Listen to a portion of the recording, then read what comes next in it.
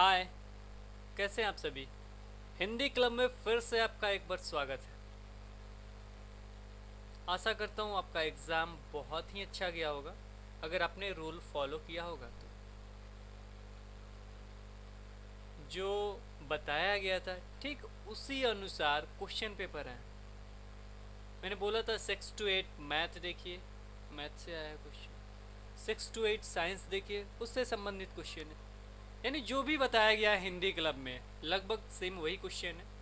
किसी कारणवश हिंदी क्लब पे वीडियोस नहीं आ रहे थे, इसके बहुत सारे कारण थे जो अभी मैं डिस्कस नहीं करना चाहता।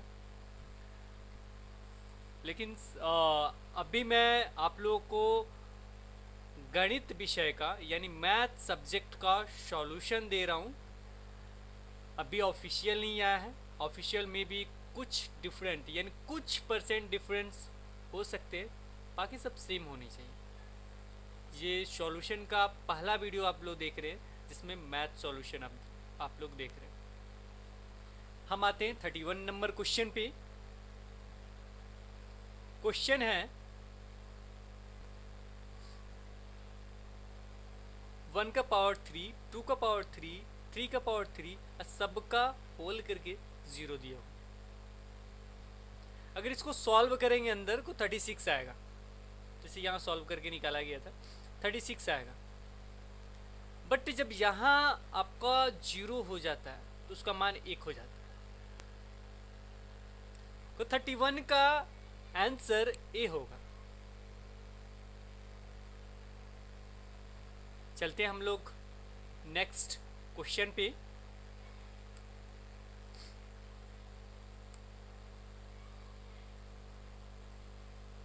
थर्टी टू, ए बराबर 2/3 एक्स वाई कामा बी बराबर 9/10 एक्स स्क्वायर वाई स्क्वायर तथा सी बराबर 5/3 एक्स का क्यू वाई हो तो ए बी सी बराबर है। इसका आंसर है एक्स का पावर 6 वाई का पावर 4। आइए देखते हैं कैसे इसको लाया गया है। इसके लिए मैंने एक और पीडीएफ रखा है सॉल्यूशन का। 32 क्वेश्चन, ये इसका सॉल्यूशन है। तो मैं ज़्यादा इसमें टाइम नहीं लूँगा, आप वीडियोस को पॉज कर लेंगे। मैं थोड़ी देर छोड़ देता हूँ, पॉज करके इसको देख लेंगे, देख के इसको आराम से हल कर सकते हैं। इसको काटने के बाद यहाँ आंसर आपका x का पावर 6 y का पावर 4 है। अब चलते हैं हम लोग नेक्स्ट क्वेश्चन 33 पे।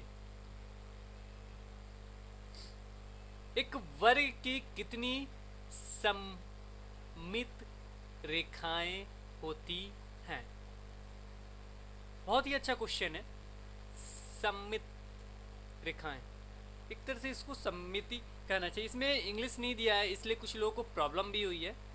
बट जैसा था कि आप अगर इंग्लिश लेना चाहते हैं तो इंग्लिश मीडियम भरिए, हिंदी लेना चाहते हो हिंदी मीडियम भरिए। जब ये चीज़ दिया हुआ था तो उसने इंग्लिश नहीं रखा था। इसमें देखिए सममित रेखाएं, तो वर्ग, वर्ग का मतलब होता है उसका 1 2 3 4, चारों भुजाएं क्या होती हैं? बराबर होती हैं। तो एक तो हो जाएगा कि हम एक हो जाएगा कि हम उसको क्या करेंगे, यहां से यहां तक ऊपर से खींच सकते हैं। तो इसको यहाँ से आधा लेंगे, यहाँ से आधा लेंगे, जब एक दूसरे पे करेंगे तो ढक जाएगा, तो एक हो जाएगी। फिर अगर यहाँ बीच से काटते हैं तो यहाँ से यहाँ तक यानी दोनों एक दूसरे को ढक देंगे तो समझिए 2 हो जाएंगी। तीसरी, इसका कर्ण जो होता है बीच से काट देंगे तो ये और ये सेम हो जाए, एक दूसरे को ढकेंगे तो ढक जाएगी। फिर चौथा क्या होता है, यहाँ से यहाँ तक इसको ढकेंगे, यहाँ से मतलब दूसरा यहाँ से कर्ण हो जाएगा। फिर ये जो बचेगा और ये बचेगा, इन दोनों को हम लोग ढकेंगे तो क्या हो जाएगा, ढक जाएगा एक दूसरे पे। यानी जब सेम होता है वही सममिति रेखाएं, यानी 2 ये इसका 2 कर्ण का, यानी टोटल कितनी हो गई 4। नेक्स्ट क्वेश्चन पे चलते हम लोग। ए बी बराबर 6 और A square B plus A B square plus A plus B बराबर 63। तो A square plus B square का मान है। अगर बिना क्वेश्चन बनाए इसको देखते हैं, बिना क्वेश्चन बनाए, मैंने थर्ड आई का एक ही वीडियो बनाया मैथ का, क्योंकि मैथ पे इतने सारे वीडियो हैं जिसके कारण मैंने मैथ का कोई भी वीडियो नहीं बनाया, और बाद में तो हिंदी क्लब को रोका गया था। लेकिन इसमें देखिए थर्ड आई का उपयोग अगर करेंगे, देखिए 63 है, यहाँ 6 है, जाहिर सी बात है कि दोनों का अगर गुणनखंड करें तो 3 से भाग लगते हैं, ठीक है, 3 से एकदम निश्चित भाग लगता है। 23 देखिए किसी से भाग नहीं लगता, 61 देखिए किसी से भाग नहीं लगता, 6 7 हो जाएगा, मतलब किसी से, मतलब 3 से भाग नहीं लगते। 5 5 है, ये भी नहीं लगते। ये 6 9 है, 9 6 15, 15 को अगर 3 से भाग देना चाहे तो भाग लग सकता है, 3 5 15 होता है। जोड़ते हैं, 3 से हो या 9 का हो, तो इसको क्या किए, जोड़ के हमने भाग दे दी। इसका मतलब अगर थर्ड आई उपयोग करेंगे तो भी 69 होगा। अब आइए हम लोग देखते हैं इसका सॉल्यूशन। ये रहा इसका सॉल्यूशन, ए बी बराबर 6। इसको आप पॉज करके देख लीजिएगा, ए स्क्वायर प्लस बी स्क्वायर 63 हो गया, फिर 63 यहाँ रखा। अब ए बी का वैल्यू रखने पे वैल्यू रखा गया, फिर ए प्लस बी बराबर 9,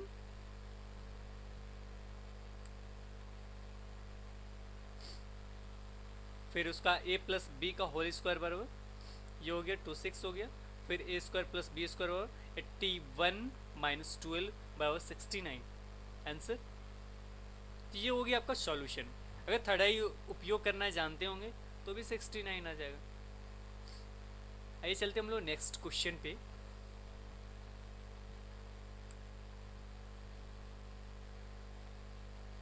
दो संख्याओं का योगफल 48 है, उनमें से यदि एक संख्या -36 है तो दूसरी संख्या है। इसको मान लीजिए दो संख्या है, एक -36 है, तो माना मैंने एक संख्या x है, x -36, तो इधर मैंने रखा 48, 48 बटे 36 घटाएंगे 84 आएगा। कितना आएगा, 84 आएगा। घटाएं, इधर माइनस है तो इधर जाएगा तो ये प्लस हो जाएगा, यानी दोनों जुट जाएगा। यहाँ मैंने माइनस किया तो जब भी इक्वल टू इधर लेके जाएंगे तो प्लस होता है, ये तो जनरल सी बात है, आप जानते भी होंगे। ये 48 प्लस 36 बराबर 84, तो ये प्लस में है आंसर, ये प्लस में आंसर हो जाएगा, यानी ऑप्शन नंबर 2 84 सही हो जाएगा। नेक्स्ट क्वेश्चन 36 संख्याओं 5.02, 5.818, 5.12, 5.017 तथा 5.018 के माध्य तथा माध्यिका का योगफल है। सबसे पहले इसकी संख्या काउंट करते हैं, 1 2 3 4 5 5 में से हमें बीच वाला एक संख्या निकालेंगे तो आपका माध्यिका निकल जाएगा। तो इसको सबसे पहले इसको करने के लिए हम लोग क्या करते हैं, सबसे छोटी संख्या लिखते हैं। तो सबसे छोटी संख्या इसमें कौन सी है, 5.017, फिर ये हो जाएगा। ऐसे करके इसको लिखते हैं। आइए इसका सॉल्यूशन एक बार देख लेते हैं।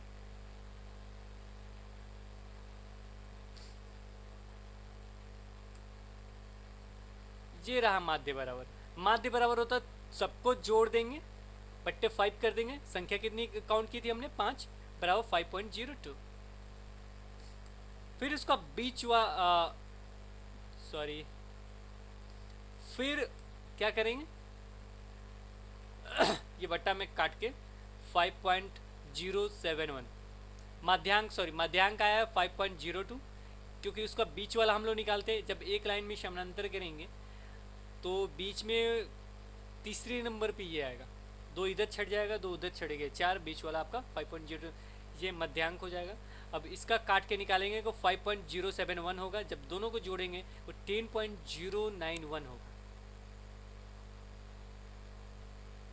तो इसका आंसर हो जाएगा आपका सी नंबर 10.091।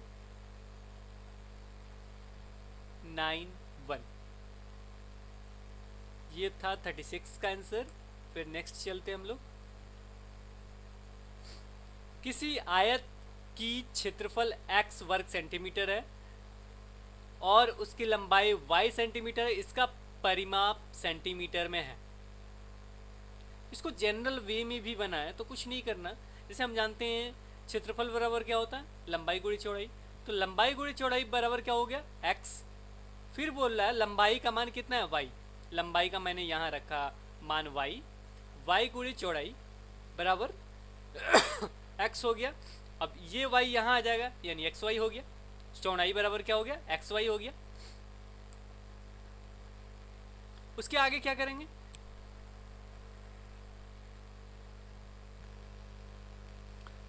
फिर यहाँ देखेंगे तो 2 लंबाई प्लस चौड़ाई होता है, इसका परिमाप जो होता है। फिर 2y plus x plus Y, तो इसमें 2 से गुणा कर देंगे तो 2y हो जाएगा प्लस 2x प्लस वाई हो जाएगा। ये हो गया आपका नेक्स्ट का सॉल्यूशन, यानी ये हो जाएगा सी नंबर। फिर घन का आयतन 216 सेंटीमीटर क्यू है, तो इसका निकालेंगे तो 6 से गुणा करेंगे 6 36, 36 छक्का कितना हो जाएगा 216 हो जाएगा। 216 का फलक का क्षेत्रफल कितना होगा 36 हो जाएगा।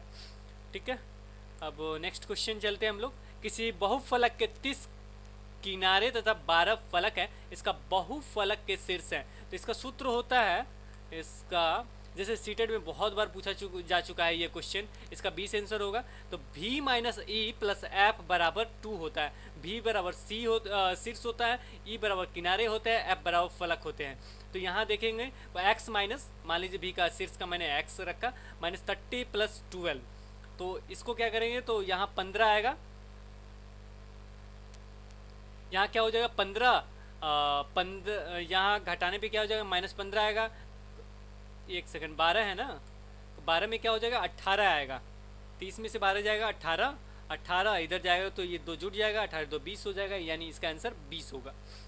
फिर स्पष्ट कीजिए कि आयत किस प्रकार का समानांतर चतुर्भुज है। ऐसे प्रश्नों का उद्देश्य एक चिंतन के अवसर देना होता है। कुछ लोगों ने इसको किया है, ये खुले सहभागी भी बनाया है। कुछ लोगों ने इसको कहा कक्षा को खुले प्रश्नों से परिचित करानी। ये परिचित जो सब ये खुला तरह का प्रश्न है, लेकिन परिचित कराने के कारण इसका चिंतन का अवसर देना हो सकता है।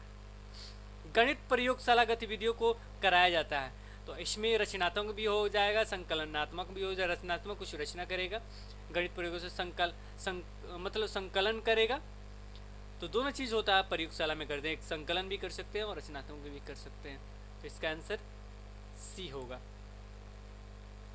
उच्च प्राथमिक स्तर पे गणित सीखने का उद्देश्य है, तो यहाँ होता है गणितीय अवधारणाओं की समझ तथा उनका अनुप्रयोग सीखना, यानी ए नंबर इसका ऑप्शन सही होगा। चलते हैं नेक्स्ट क्वेश्चन पे।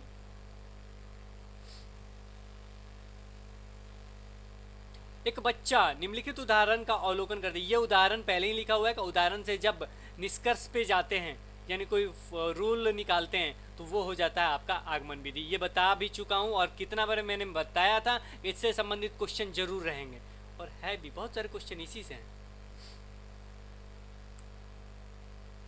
समस्या समाधान विधि का चरण नहीं है, ये सब है, लेकिन समस्या को बोलकर सुनना ये चरण नहीं होता है। चलते हैं नेक्स्ट क्वेश्चन पे। पूर्णांकों का एक ऐसा युग्म लिखिए जिनका योग ऋणात्मक पूर्णांक हो। ये खुले अंत वाला प्रश्न है, यानी आपको कुछ भी आप इसमें दे सकते हैं जिसका योग ऋणात्मक पूर्णांक हो, यानी इसका कोई एक आंसर नहीं होगा, इसलिए खुले अंत वाला प्रश्न है। निम्नलिखित में से कौन सा गणितीय प्रक्रिया नहीं है। यहाँ देखिए, यहाँ कंठस्थ करना बहुत लोगों ने मारा है, मे बी ये सही है, बट इसका 90% मैं अनुमान लगाने को भी देता हूँ, यानी अनुमान लगाना भी 90% सही है, बट 100% मेरे को लगता है कंठस्थ करना होगा, इसलिए मैंने इसको स्टार भी किया है। दोनों में से कोई एक होगा। ये गणितीय प्रक्रिया, अब मैंने अनुमान लगाना क्यों लाया, कंठस्थ करना क्यों हो सकता है। अगर निगमन की बात किया जाए, निगमन, तो निगमन में क्या होता है कि उसका जो सूत्र होता है उसको कंठस्थ किया जाता है, उसको याद किया जा सकता है। लेकिन फिर यहाँ प्रोसेस दे रहा है, तो प्रोसेस को तो हमें बनाना ही होगा, जिसके कारण कंठस्थ करना हो सकता है, नहीं भी हो सकता। तो ये दोनों मैंने स्टार लगाया, लेकिन जहाँ तक मुझे लग रहा है कंठस्थ करना होना चाहिए, क्योंकि बाद में क्या किया गया कि किसी भी चीज़ को आपको कंठस्थ नहीं करना है, याद नहीं करना है।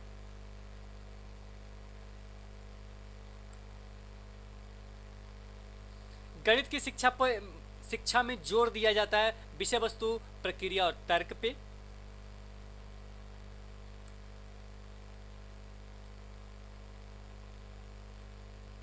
अगला क्वेश्चन है, बिहार पटचर्या के रूपरेखा 2008 के अनुसार बच्चा गणित सीखता है। इसमें कुछ लोगों ने अभ्यास के दिए गए प्रश्नों को हल करके, लेकिन यहाँ केवल एक चीज दे रहा अभ्यास, बट जहाँ तक लगता है दैनिक जीवन के अनुभवों से यहाँ प्रयोग होता है तो बहुत ही अच्छा होता है।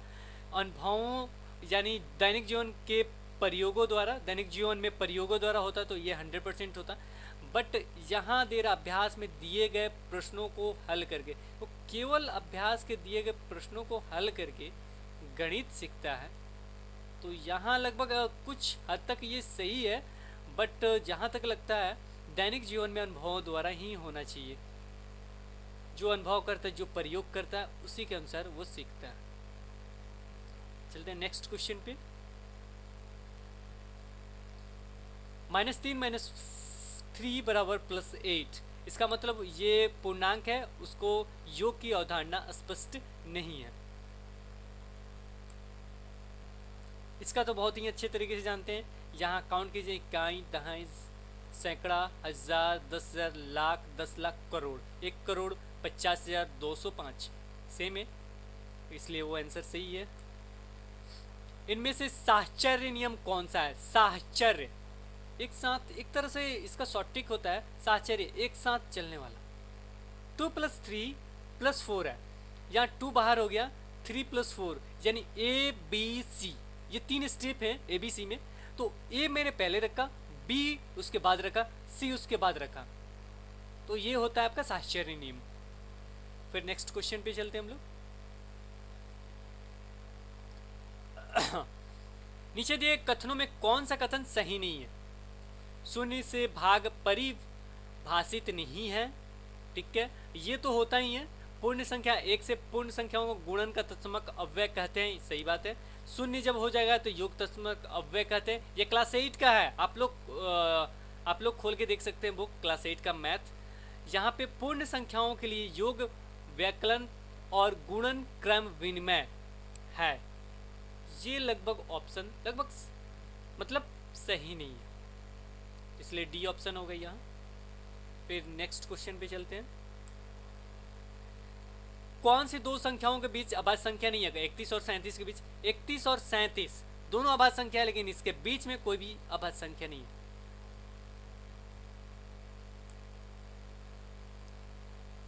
54 नंबर। सुबह की सैर के लिए तीनों का एलसीएम निकाल के फिर जो आता है उससे जिसमें भाग लगेगा, ये 8400 सेंटीमीटर इसका आ जाएगा।